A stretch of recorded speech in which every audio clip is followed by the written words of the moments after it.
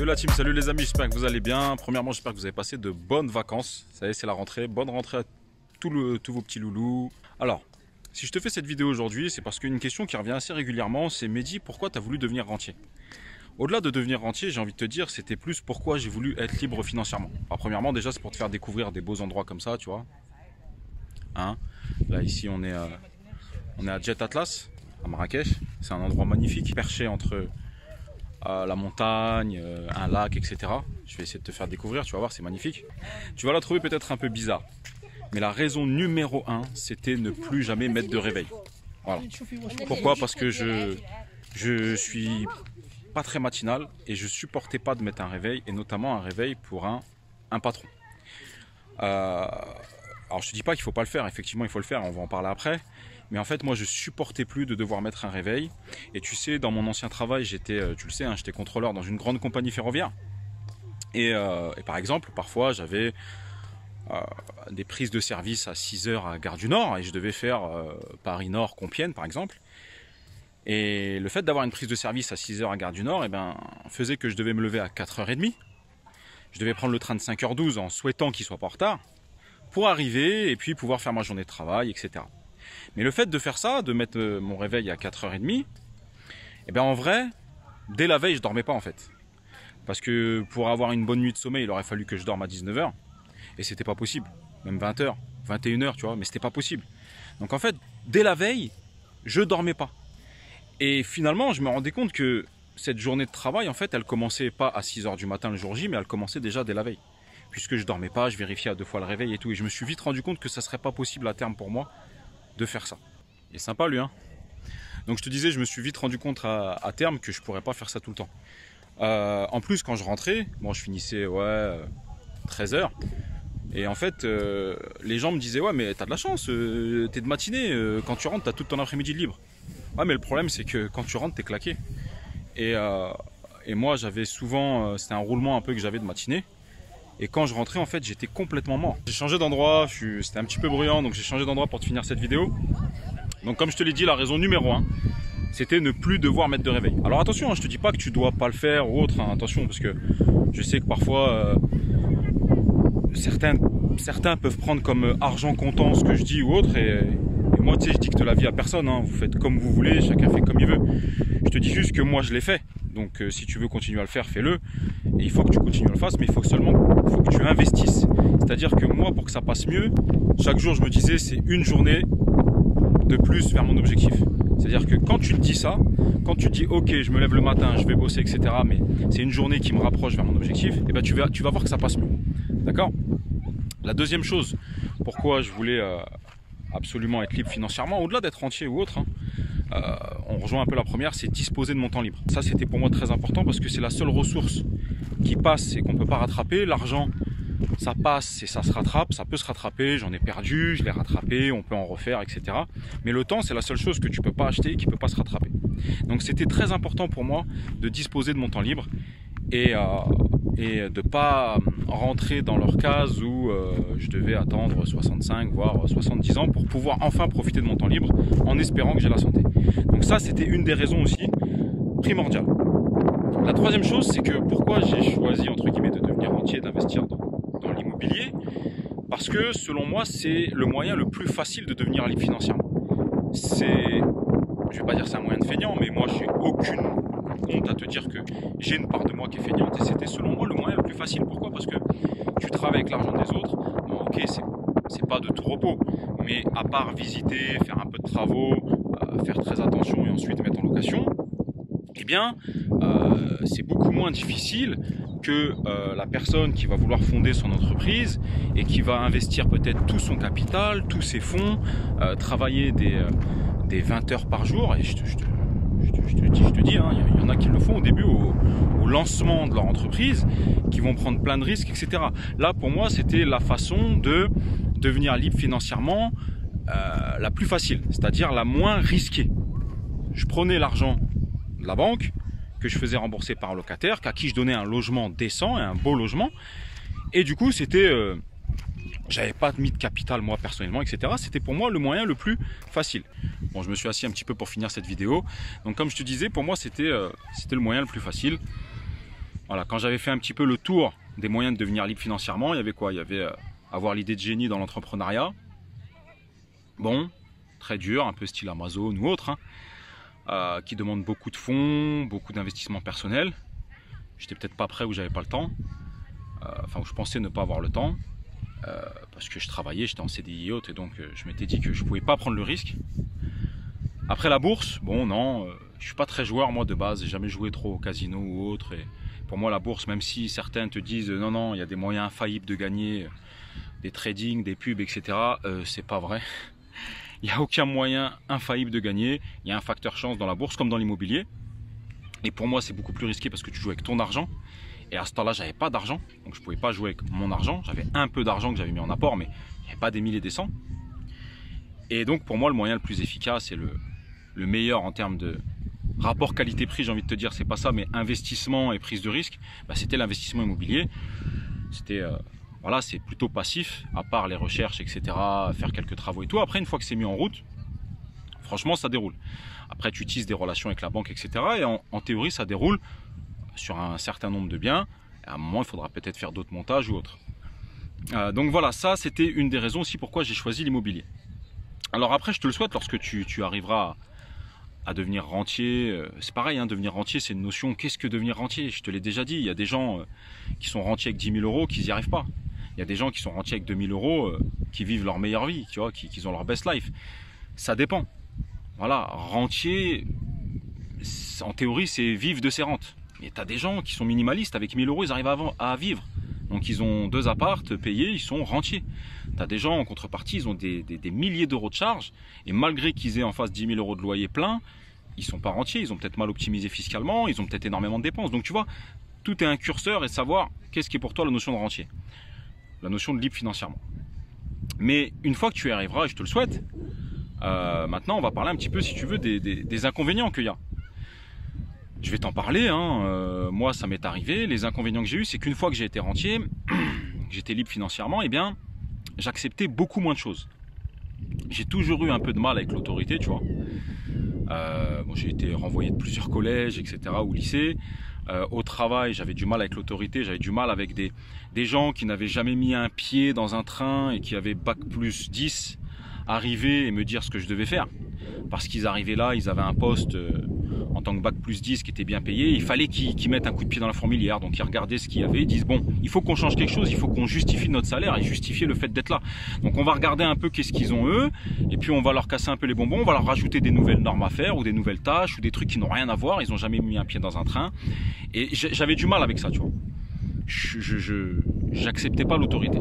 C'est pareil, demain, il y a des gens qui me font rire, qui disent ouais, nous vendeurs de formation ou autres, alors je me mets dedans, hein.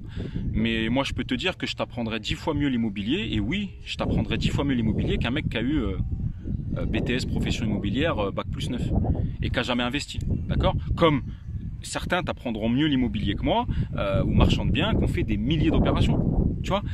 Rien ne vaut l'expérience terrain aujourd'hui. La théorie c'est bien, oui il en faut. Dis-moi si aujourd'hui tu te sers du théorème de Pythagore ou Thalès, je pense pas, non. Donc rien ne vaut l'expérience terrain. Je te parle de moi ou d'autres. Va vers quelqu'un qui a investi, qui sait faire.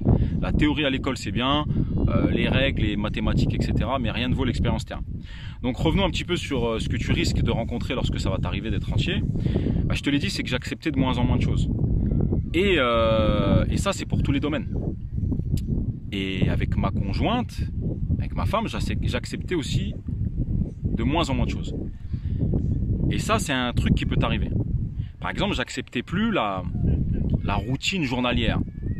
C'est-à-dire que j'acceptais plus le fait qu'elle mette tous les jours son réveil à 6 heures, que la 3e marche de l'escalier grince, que j'entende sa tasse pour faire son thé taper sur le plan de travail, que j'entende la porte du micro-ondes s'ouvrir, qu'elle appuie 3 fois pour faire 1 minute 30 au micro-ondes, qu'elle sorte dehors, qu'elle démarre la voiture pour préchauffer. Je pouvais te dire à la seconde près ce qui allait se passer. Et ça, j'acceptais plus. Quand tu as fait ça, tu es devenu libre financièrement, etc., que tu as bûché, parce que ça reste du travail, l'immobilier. Attention, ça reste du travail, hein. C'était pas sans peine. Certes, je me donnerais pas la gloire d'un Jeff Bezos ou d'un mec qui a vraiment, voilà, un mec qui est parti de zéro, qui a fondé une entreprise qui vaut des millions d'euros. parce que je me suis servi de l'argent des gens, mais je l'ai bien utilisé. Et bien quand tu arrives comme ça, tu as du mal à accepter certaines choses. Et moi, j'avais du mal à accepter certaines choses avec ma femme, et je peux te le dire, le mot séparation a plus que plané, parce que j'acceptais plus d'entendre sa tasse, d'entendre la porte du micro-ondes, d'entendre qu'elle appuie 3 fois, d'entendre le réveil à 6 heures, ça me réveille. J'acceptais plus d'être réveillé, alors que j'avais fait tout pour ne plus jamais être réveillé. Et qu'elle pouvait, elle aussi, ne plus jamais être réveillée. Et donc, j'acceptais plus. Et c'est ce qui peut aussi t'arriver, c'est que quand tu as une personne avec qui tu es et qui n'a pas la même vision que toi, et depuis tout petit bercé dans ce modèle économique, métro, boulot, dodo, on va me donner la retraite, l'État va s'occuper de moi, à un moment, vous avez des routes qui prennent, qui prennent un chemin différent.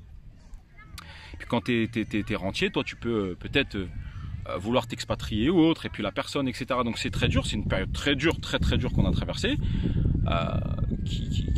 qui va se régler, parce qu'on a beaucoup discuté, c'est important. Mais je te le dis, oui, ça a plané très fortement. Ce qui peut t'arriver aussi lorsque tu es rentier, c'est un moment de bad trip. C'est-à-dire, il faut que tu fasses quelque chose. Voilà. Moi, je te le dis, j'ai eu ce moment de bad trip où, bah ça y est, je suis rentier, je me lève plus, je suis tout seul à la maison, mon entourage autour de moi bosse. Qu'est-ce que je fais? Et bon, j'ai des travaux à faire, ok, machin, mais au bout d'un moment, j'ai plus de travaux à faire. Qu'est-ce que je fais? Et bien là, voilà, c'est là que j'ai développé, comme tu le sais, ce business en ligne. Et pour lequel je n'ai jamais autant travaillé de ma vie. Pour vous créer ces formations, pour vous apporter de l'aide avec Manu. Et là, oui, je suis beaucoup plus fier de moi, je me tire beaucoup plus de gloire de moi dans ce business que dans l'immobilier. Tu signes un compromis, tu arrives à avoir le financement, voilà, il n'y a rien d'exceptionnel. Je sais que ça peut te paraître bizarre quand je dis ça, parce que tu as peut-être acheté et tout, mais la pratique fait l'habitude et fait que ça devient pas exceptionnel, tu vois. Plus tu pratiques, plus tu as l'habitude. Mais le fait d'avoir créé mon entreprise d'infopreneur, de formation, etc., de vous apprendre, etc., des choses, les modules vidéo, plein de choses, les supports PDF, etc. Même là, la mise en place, on essaie de faire le CPF, c'est énormément de boulot pour être Calliope, pour être machin, et je suis en train de le faire, mais en toute honnêteté, je suis pas en adéquation avec leur truc. Comme je te l'ai dit, c'est pas un Calliope, moi, qui va te dire comment faire l'immobilier. Un mec qui est jamais venu, qui doit nous donner là-haut la validation et l'agrément parce que lui, il pense connaître l'immobilier, il pense connaître comment former les gens alors qu'il a jamais formé personne. J'ai du mal avec ça. Moi, je préfère un autodidacte qui a vraiment fait, et c'est mon conseil que je te donnerais de suivre. Mais pour te dire, c'est que tu vas passer dans cette période peut-être de bad trip, et il faudra que tu fasses quelque chose. Parce que là, pareil, tu te remets en question et tout. Donc moi, j'ai fait ça, et je te dis la vérité, j'ai jamais autant travaillé de ma vie que depuis que je fais cette entreprise de formation pour vous aider. J'en ai eu des cheveux blancs, j'ai travaillé des 15 heures par jour pour créer ces formations, pour faire les montages, pour plein de choses. Et aujourd'hui, bon, je délègue beaucoup, mais là, oui, là, c'est du vrai travail. Je vais pas te dire que l'immobilier c'est pas du vrai travail, mais l'immobilier ça reste passif. Voilà, excuse-moi, c'est pas mettre un coup d'enduit, et encore en plus on fait déléguer, généralement on trouve un artisan, etc. Voilà, c'est pas faire un bail, et bien sûr faut savoir le faire et tout, mais tu m'as compris. La raison aussi pour laquelle je voulais devenir rentier, ça peut te paraître bizarre, c'est un sentiment que tout le monde éprouve et a plaisir à éprouver, c'est le sentiment de propriété en fait. C'est un sentiment légitime depuis des années, c'est ce sentiment de propriété, de dire tiens, ça c'est à moi, tu vois. Et figure-toi que ce sentiment de propriété, je l'ai eu très tôt dans ma vie, et c'était en jouant à Monopoly. Et tu vas rigoler, mais je te jure que c'est la vérité. Quand je jouais au Monopoly et que j'avais mon frère ou des amis qui tombaient chez moi et qui devaient me payer un loyer, dans ce cas-là, quand ils ne pouvaient pas payer le loyer, je prenais les hôtels qu'ils avaient ou autre, je sais pas si tu as déjà joué, mais sincèrement, c'est un jeu, ça, c'est le premier jeu qui m'a donné ce sentiment de propriété. Alors après, je l'ai retranscrit dans la vie, et ce sentiment de propriété, eh bien, c'est un sentiment légitime, et ça fait plaisir de savoir que ça, même quand tu partiras, eh bien, c'est du dur, c'est du physique, et c'est à toi. Donc ça, c'est une des raisons qui ont fait que je voulais devenir rentier et posséder de l'immobilier. Une des raisons aussi pour lesquelles je voulais être libre financièrement, c'était aussi de pouvoir aider mes parents. Voilà. Ça reste quand même le but ultime dans la vie d'un enfant. Peu importe l'âge qu'on est, ça reste vos parents. Il y en a beaucoup qui sont pas nés avec une cuillère dorée dans la bouche. Et ceux qui le sont, tant mieux pour vous. Et j'espère que vous l'utilisez à bon escient, parce qu'il y en a qui sont nés avec une cuillère dorée dans la bouche et qui ne l'utilisent pas à bon escient. Mais si je l'avais été, j'aurais eu pas honte de le dire, tant que je l'utilise à bon escient. Mais voilà, quand tu es issu d'une famille un peu pauvre, hein, n'ayons pas peur de dire le mot, ça fait plaisir de pouvoir les aider, les gâter avec des petits cadeaux, voilà, plein de choses. Donc ça aussi, c'était une des raisons pour lesquelles je voulais être libre financièrement. Alors une autre raison, c'était que aussi je voulais, dans ma vie, je voulais être du côté des décideurs. Toute ma vie, j'étais du côté des demandeurs. Demander un emploi, demander un logement. Lorsque j'étais étudiant, j'ai fait 1 an. Toujours demander. Et ben pour la première fois de ma vie, j'étais du côté des décideurs. C'est moi qui décidais si je t'attribuais le logement ou pas. C'est moi qui décidais de mes journées, de ma vie, etc. Tu vois. Et ça aussi, c'était une des raisons pour lesquelles je voulais être rentier, parce que être du côté des décideurs, pour moi, ça n'a pas de prix. Enfin voilà, c'était une petite vidéo où je voulais te parler. C'est une question qui revient souvent. Voilà pourquoi je voulais devenir rentier. Au-delà de devenir rentier, c'était libre financièrement. Voilà mes raisons pour lesquelles j'avais du mal avec l'autorité, mal de travailler pour quelqu'un. Par contre, je te dis pas de ne pas le faire si tu le fais, hein. Il faut absolument le faire. Je suis passé par là de très nombreuses années, donc il faut le faire. Mais seulement voilà, chaque jour que tu vas travailler, dis-toi que c'est un jour de plus vers lequel tu te rapproches de ton objectif et tu verras que ça passe beaucoup mieux.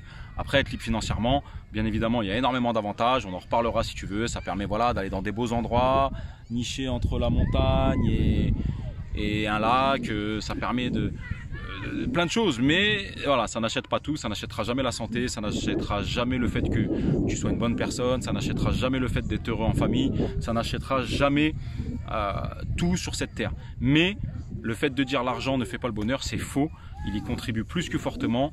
Et si tu veux remplir l'assiette ou autre, eh bien, il faut de l'argent. Donc voilà, j'espère que cette petite vidéo t'a plu. Si c'est le cas, mets un like, partage, aide-moi dans le référencement YouTube. Et pour ma part, je te dis à très bientôt dans une prochaine vidéo. Ciao!